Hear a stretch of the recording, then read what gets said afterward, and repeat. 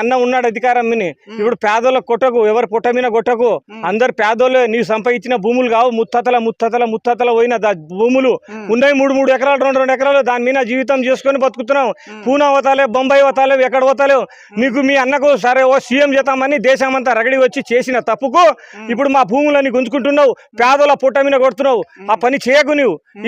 మా భూమి జోలికి రాకు నువ్వు, మా భూమి జోలికి రాకు, మా దగ్గర రాకు. నువ్వు సీఎం ఉంటే నీ ఇంటికాడ ఉండి అక్కడ మాకు ఏం ఉద్యోగాలు ఇవ్వకు, ఏమి ఇవ్వకు, మాకు ఏం న్యాయం చేయకు. నువ్వు మేము బతుకుతాం, మేము మా వ్యవసాయ భూములు ఉండే వ్యవసాయం చేసుకునే బతుకుతాం. వెనకటి నుంచి ముత్తాతల నుంచి బతుకుతున్నాం. మా గ్రామం విట్టాలరా కాంగ్రెస్ పార్టీ ఆయన, ఈ గ్రామం ఆయన ఇంత న్యాయం చేసే మాకు. కానీ ఆ గురునాథ్ రెడ్డి కోడంగల్ గురునాథ్ రెడ్డి 30 సంవత్సరాల 30, 40, 50 సంవత్సరాలు సంసారం చేస్తే కూడా ఇక్కడ పేదోళ్ళని చూసిపోతాడు. కానీ ఇంతగానో న్యాయం చేసే కానీ నీలాక చేయకపోయా. నీ పరిస్థితి ఎవరి దగ్గరికి